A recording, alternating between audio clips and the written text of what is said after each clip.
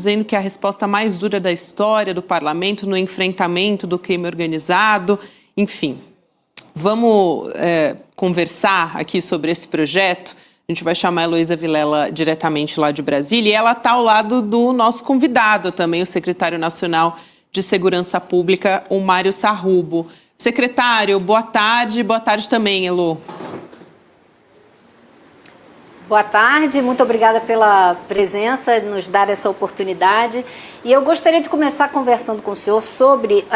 existe toda uma negociação andando entre governo, Hugo Mota. Alguém vai ter que dar uma saída para o Hugo Mota, porque ele precisa aprovar o projeto, alguma coisa na área de segurança. Mas me parece que não se tem nenhuma certeza se essa votação amanhã vai acontecer. Então, acho que até a hora da votação amanhã tem muita negociação. Agora, segundo eu ouvi, o governo não abre mão de 2 pontos essenciais, que são manter o perdimento, ou seja, que as autoridades possam ficar com os bens apreendidos, que não tenha que esperar trânsito e julgado, e que esse dinheiro vá para a Polícia Federal, que não haja nenhuma outra, porque o último texto fala em enviar o dinheiro para as autoridades, sem discriminar que autoridades. Então, esses 2 pontos, o governo mantém, que quer que esses 2 pontos estejam no programa. Então, o senhor acha que é possível passar esse texto do jeito que o governo está querendo?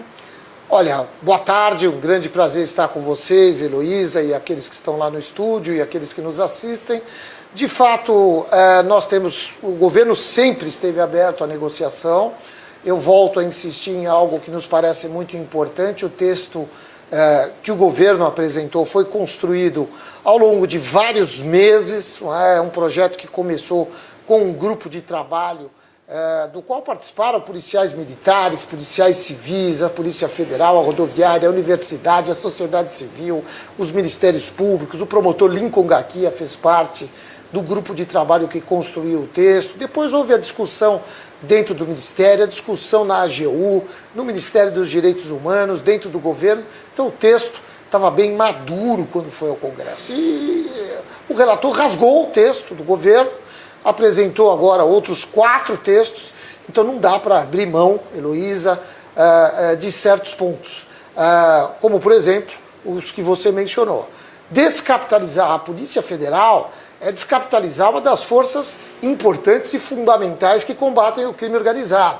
E falar na descapitalização do crime organizado através de procedimentos como perda de bens e tudo mais, isso não pode ficar fragilizado no texto, isso tem que estar muito forte, porque para nós, do governo, é muito mais importante a descapitalização das organizações criminosas do que operações midiáticas, subindo o morro e assim por diante. Com certeza. Gabi? Elo e secretário, boa tarde mais uma vez. Uma das defesas do Lindenberg Farias, né, líder do PT na Câmara dos Deputados, ele falou publicamente, mais recentemente, que o DERIT deveria deixar a relatoria do PL antifacção. E ele também deu uma entrevista agora há pouco para a nossa reportagem, né? Ele falou que o governo não abre mão de tipificar a facção criminosa e nem dos recursos destinados à Polícia Federal.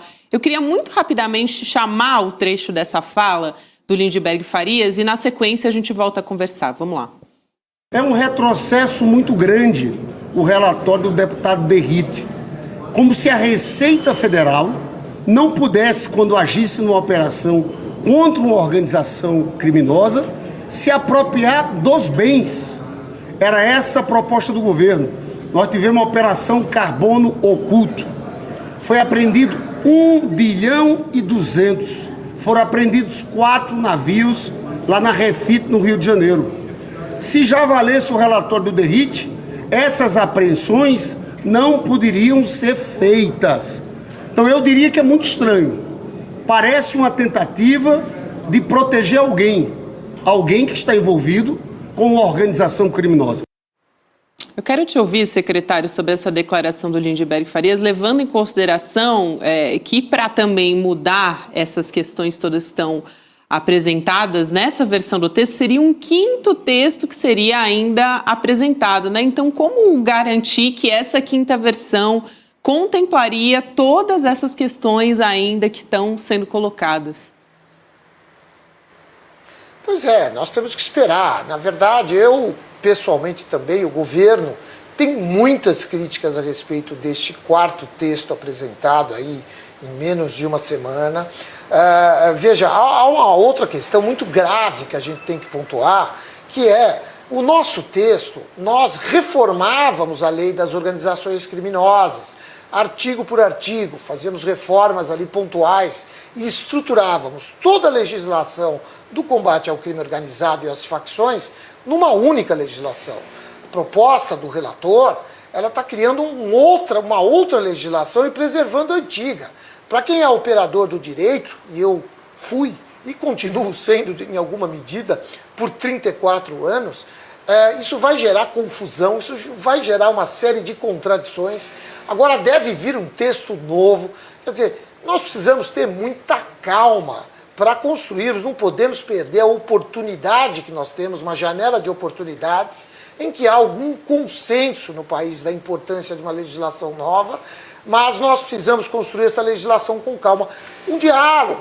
É o que eu disse, o Derrite tinha o meu telefone, tem ainda o meu celular. Se ele quisesse dialogar, bastava mandar um WhatsApp, conversar. Sarrubo, o que você estava pensando aqui, acolá? Eu trago a visão do ministro Lewandowski, do Ministério da Justiça, do governo federal, mas isso não aconteceu.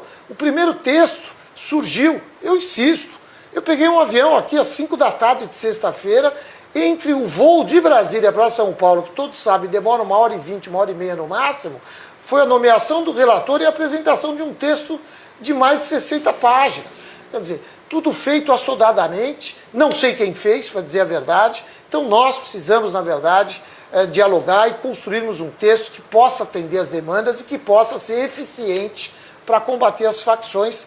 Isso é o que nós do governo estamos querendo. Eu vou passar aqui a palavra para o Chico, Elo, e na sequência também vou devolver para você retomar também uma pergunta com o secretário em Brasília. Vai lá, Chico. Secretário, boa tarde, boa noite já. Um prazer te ouvir aqui para tentar decifrar esse tema tão importante para o país. Antes dessa questão que virou um drama do PL antifacção, São Paulo já demonstrava muita má vontade com qualquer programa do Ministério da Justiça na área de segurança, né? A Folha deu uma matéria na semana passada que mostrava que a gestão do Tarcísio adere de 11 pontos ali disponíveis de uma política de segurança nacional. O governo aqui do Estado, ele aderiu apenas 3, e mesmo assim de forma muito tímida. É muita má vontade ou é pensamento político, eleitoral, pensando em 2026? Por que esse desencontro tão grande entre Ministério da Justiça e Secretaria de Segurança Pública aqui de São Paulo? Pois nós, na verdade, trabalhamos sempre pautados pelas melhores evidências. Então, quando nós trabalhamos, por exemplo, a qualificação do uso da força, nós construímos o texto com a universidade, com as forças policiais, procurando instrumentalizar e preparar as nossas forças para enfrentar o crime organizado com armamentos que sejam superiores e suficientes para esse enfrentamento, mas também para que os policiais pudessem trabalhar com armas de incapacitação neuromuscular, com armamentos não letais, para aquele enfrentamento comum do dia a dia de pessoas desarmadas ou de pessoas que não estejam com arma de fogo e assim por diante. Tudo isso para valorizar, para proteger as polícias, para valorizar as polícias e tudo mais. Mas não há adesão para certos programas, quero crer, porque infelizmente a pauta da segurança pública é uma pauta muito focada na ideologia. E aqui não tem ideologia. Nós estamos trabalhando aqui, sob o comando do ministro Lewandowski, procurando evidências, trabalhar com a ciência. O que é que funciona melhor? Como as câmeras corporais. Por que câmeras corporais? Por que insistimos em câmeras corporais? Porque, em primeiro lugar, diminui a letalidade policial. Em segundo lugar, diminui a morte de policiais. Em terceiro lugar, qualifica a prova no processo, porque essas imagens vão para os autos. Hoje os processos são digitais e, portanto, a gente transfere para o processo a realidade da vida, ou seja, qualifica a prova do processo. E e outros tantos aspectos, um deles importante que ajuda a padronizar, vir estudos de casos na padronização das ações policiais e na profissionalização. Dentre outros projetos, tem Escuta SUSP, que é um projeto que olha para a saúde mental do policial. O Plano Nacional de Segurança Pública determina que se faça um trabalho olhando para a saúde mental das nossas forças. E não há adesão a muitos desses projetos, apenas e tão somente por questões ideológicas, quero crer, ou político-partidárias. Nós precisamos trabalhar juntos. Há uma lei, a Lei do Sistema Único de Segurança Pública, que determina integração, que impõe, na verdade, que determina essa coordenação por parte do governo federal, mas uma coordenação que deve ser feita construindo conjuntamente as políticas com os estados. Agora, a maioria dessas políticas estão aí em 20, 24, 25, 26 estados da federação aderindo aos projetos do Ministério. Isso nos deixa muito satisfeitos. Aqueles que não optam por isso, paciência. Nós não podemos efetivamente obrigar, mas a gente lamenta, porque o Brasil precisa dessas políticas, a gente acredita nelas e, mais do que isso, elas estão lastreadas nas evidências da ciência. É dessa forma que nós trabalhamos, deixando a ideologia de lado. Secretário, o senhor falou aí e me chamou a atenção, e acho que a imprensa, chamada imprensa tradicional, deu pouca atenção a isso. O fato do Derrite ter sido nomeado relator, e em poucas horas depois já tinha um relatório feito, a primeira versão. O senhor falou, entre pegar o avião em Brasília e chegar a São Paulo, ele virou relator, apresentou o relatório. É claramente uma operação política. Então eu queria sair, eu sei que o senhor tem uma formação técnica, está nesse cargo pela sua bagagem técnica nessa área, mas o senhor também exerce um cargo que tem conotações políticas, até porque está no governo. Então, quem foi o beneficiado? Quem redigiu esse projeto que o Derrite assinou, né? Porque, do meu ponto de vista, parece uma operação, se a gente lembrar que a nomeação do Derrite veio poucos dias depois do massacre no Rio de Janeiro. Então você faz um massacre no Rio, setores de direita, setores importantes, acham que agora encontramos uma bandeira para a eleição de 2026, que é a violência, né?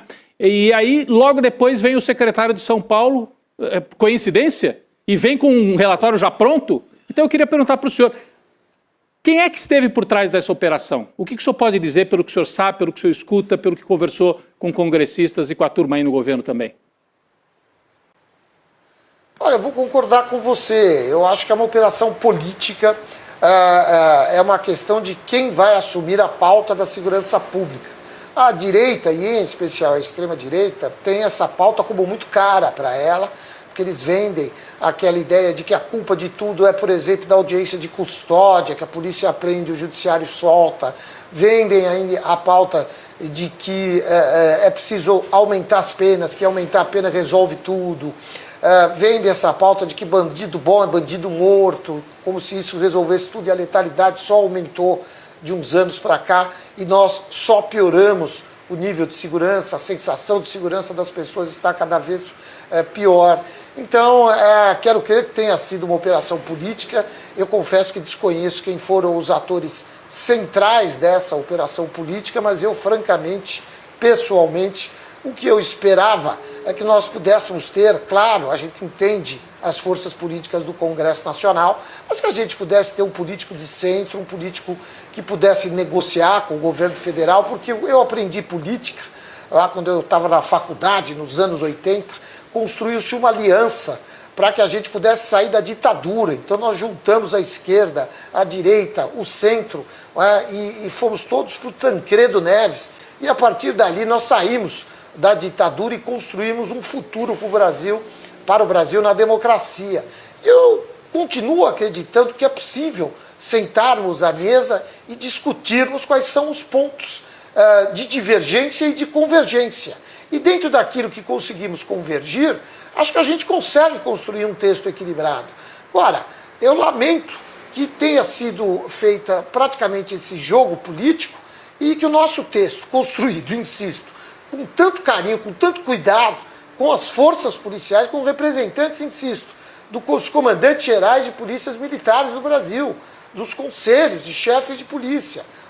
O texto foi simplesmente ignorado e algumas pílulas foram colocadas num texto que equipara terrorismo dentro de uma bandeira em busca sempre do caos para o nosso Brasil. Então, realmente eu fiquei profundamente decepcionado e, mais do que isso, preocupado, porque enquanto nós estamos aqui procurando fazer um trabalho técnico, dialogando com todo mundo, a gente vê um movimento desse em que se desconstrói um trabalho aí de quase um ano do Ministério da Justiça.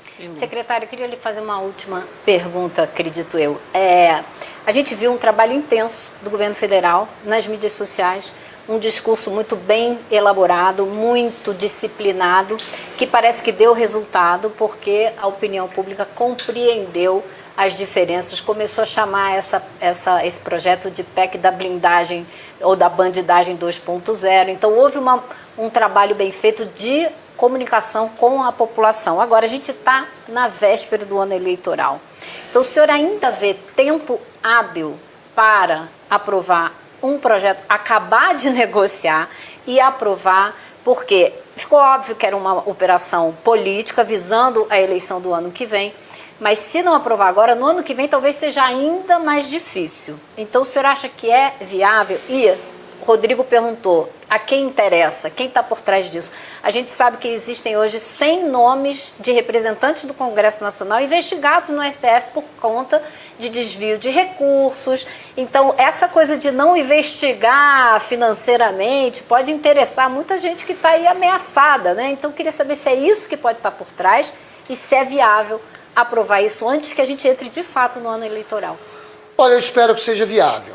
O presidente Lula, o ministro Lewandowski nos encomendaram, pediram que fosse feito esse projeto. Nós construímos aqui na Senasp, numa discussão, repito, muito ampla.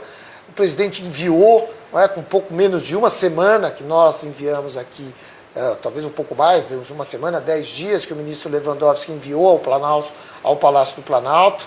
Logo, ele enviou ao Congresso Nacional. Então, a expectativa é que haja oportunidade de diálogo. Agora, há muitas forças trabalhando por trás a ponto da gente ter aquele primeiro relatório que praticamente só trabalhava com força a descapitalização para o andar de baixo e praticamente preservava o andar de cima e, como a gente gosta de dizer por aí, a Faria Lima. Quer dizer, isso é muito grave. Então, isso nos assusta. E a nossa expectativa é que o Congresso possa responder a esse anseio da população e que possa se criar consensos e a gente possa avançar com a pauta.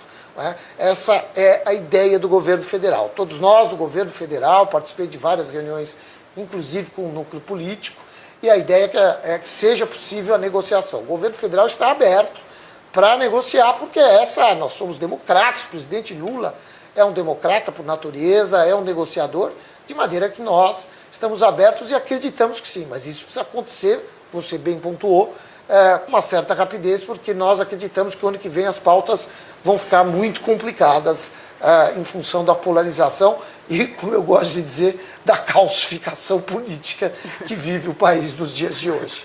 Muito obrigada. Gabi? Elô, muito obrigada. Também agradecer aqui a participação, a presença do secretário nacional de Segurança Pública, o doutor Mário Sarrubo, aqui com a gente nessa noite de 2. Boa noite para vocês.